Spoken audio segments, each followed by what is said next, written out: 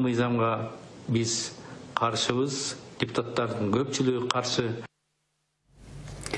Жогорку кеңештин депутаты Алтынбек Сулайманов бул пикирин өзүнүн социалдык тармактардагы баракчасына жарыялаган. Ал эми азыр болсо бизде байланышта экономист, финансы маселелери боюнча эксперт Кубаныч Чороев байланышта турат. Кубан мырза, саламатсызбы? Саламатсызбы. Мына ушул демилгеленип аткан мыйзам долбоору тууралуу сиздин кабарыңыз бар болуш керек. Мында эми эки тараптын тең чындыгы болуп атпайбы? Демилгечи тараптагы, анан ага каршы болуп аткан, тактап айтканда акча алмаштыруучу жайлардын өкүлдөрү. Сиздин пикириңиз кандай болду бул демилгеге карата? Эми саламатсыздарбы, урматтуу телекөрүүчүлөр?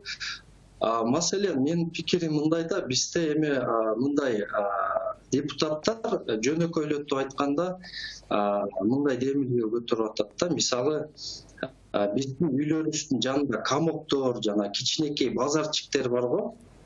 Ошолорду келгиле ошо комокторду, базарчиктерди жаап салайык дагы, жалаң эле чоң супермаркеттерден эле тамак аш сатып алайык деген мындай демилгеге окшош болуп атат да маселе.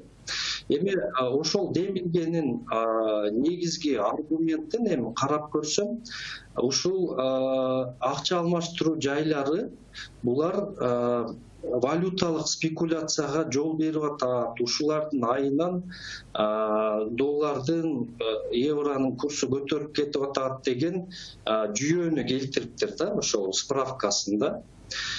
Бирок бул маселени мындай караганда ал жүйө туура эмес да, мындай логикага жатпайт. Эмне себептен? Эми элестетсеңиз, анда мындай болуп атат да, ошол чоң магазиндерге караганда ушу комоктордо бааларды ушулар көтөрүп жиберип атат. Буларды жаап салсак, чоң магазиндерде баалар көтөрүлбөйт дегендей болуп атат да маселе, логика. Анан биздин рыноктун курска бул обменкалардын таасири мындайча айтканда жок, тескерисинче бул мындай көптөгөн багы терс таасирлерди берет да. Маселен, жана айтып кетпедиби буга чейин, бүгүнкү күндө обменкалар жок болсо, мына бүгүнкү күндөгүдөй $1 банктар 70 тыйын табат да алмаштырганда. 1 еврону алмаштырса 3 сом пайда көрүп атат да. Ушундай пайданы көбүрөөк көрөт банктар да, биринчиден. Экинчиден, биздин экономикабыз бул ушу обменканы жаап салганда ойлоп атат да, бир 500 үй бүлөнү эле эптеп ошол жумушу жок калтырып коебуз, калган оокатыбыз өтө берет депчи. Андай эмес да. Эмне себептен дегенде, 20 жылдан бери биздин экономикалык система мисалы Тажикстан менен, Өзбекстан менен, Казакстан менен, Россия менен соода системабыз, эң чоң ири базарлар, Кара Суу, Дордой базарлары, Мадина базарлары, ошол системанын бир өзөктүү бөлүгү бул акча алмаштыруу жайлары. Эмне үчүн Казакстандан, Россиядан келишип, бизден соода кылып, базарлардан алып кетишет? Анткени себеби ушул акча алмаштыруу жайлары ушул соода системасында өзүнүн жолу бар.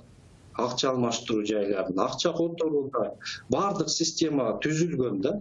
Эгерде ушул системадан акча алмаштыруу жайларын алып салган болсо, анда бул системага олуттуу таасир берет да. Анда бул депутаттар ушул экономикалык анализин көрсөтүш керек да. Канткенде ушул дагы Дордойдо иштеген 150 миң, Кара Сууда иштеген 70 миң, жана башка базарларда иштеген ушул системада кишилерди жумушсуз калтырбаш керек. Аларга кандай таасир берет? Бул 28 жылдан бери түзүлгөн системаны биз бүгүн бир балта менен чаап туруп жок кылган жатабыз да маселе. Кубан мырза, ушундай практика башка андай дүйнө мамлекеттеринде барбы? Ушул баягы акча алмаштыруучу жайлар иштебей, анын функциясын баягы банктар аткарган.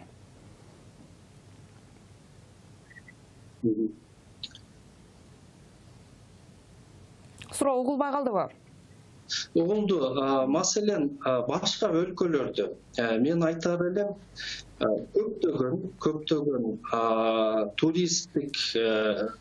туристтик мамлекеттерде акча алмаштыруу жайлары ар бир отелде, ар бир мындай тейлөөчү жайларда бар да.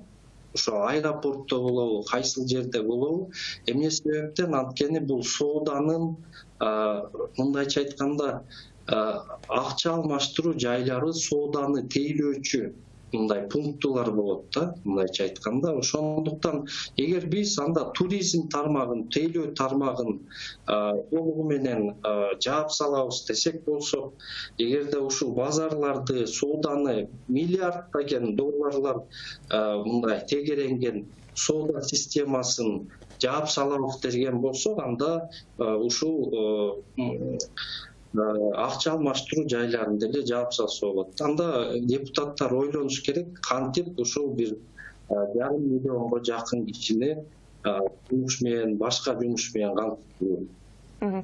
Ушул акча алмаштыруу, эгер бул мыйзам долбоору кабыл алына турган болсо, анда ушу акча алмаштыруучу жайлары баягы көмүскө иш алып барууга өтүп кетүү ыктымалдыгы барбы? Албетте, анткени себеби бул мындай болуп калат да, эгерде ушул система, ушул мыйзам күчүнө кире турган болсо, Кыргызстанда анда анык коррупциялык система башталат. Эмне себептен? Анткени акчаны көтөрүп жүрүү, бири-бири менен алмашуу бул мыйзамсыз болуп калат да.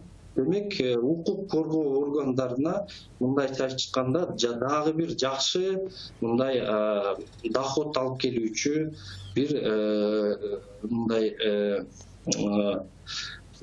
ошо киреше алып келүүчү булак пайда болуп атат да. Анан ошондуктан бул жерде коррупция дагы өнүгөт, мындай кара базар деп коебуз, черный рынок дагы өнүгөт, криминалитет дагы өнүгөт. Мунун тегерегинде эми көп да акча бар жерде бардык нерселер болот. Ошондуктан биз бүгүн мындай мыйзамды кабыл алуу менен баягы өлгөндүн үстүнө көмгөн кылып атабыз да ушул ситуациядачы. Мен ойлойм, бул мыйзам жогорку кеңеште колдоо таппайт деп ойлойм да.